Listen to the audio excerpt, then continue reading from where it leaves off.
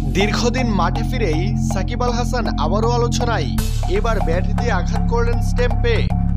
দর্শক, আজকের দিনে পাকিস্তান সুপার লিগ পিএসএল-এ খেলতে নেমেছিলেন বাংলাদেশের বিশ্বসেরা অলরাউন্ডার সাকিব আল হাসান। কিন্তু মাঠে নামার পর যা ঘটল তা কেউ কল্পনাও করেননি। মাত্র এক বল খেলেই 0 রানে আউট হয়ে ফেললেন সাকিব। কিন্তু বিতর্ক তৈরি হয় এরপরেই।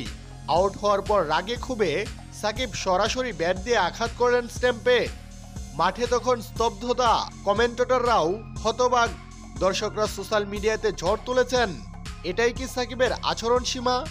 আবারও মাঠের আগের বহিঃপ্রকাশ। স্ট্যাম্প ভাঙা, ব্যাট আঘাত সবকিছুই ধরা পড়েছে ক্যামেরায় স্পষ্টভাবেই। সাকিবের এই আচরণ নিয়ে ইতিমধ্যেই শুরু হয়েছে তীব্র সমালোচনা। অনেকে বলছেন এভাবে স্ট্যাম্পে আঘাত করা ক্রিকেটের খেলোয়াড় সুলভ আচরণের পরিপন্থী। আবার কেউ কেউ বলছেন এটাই সাকিব, তিনি মাঠে সবসময় আগ্রাসী।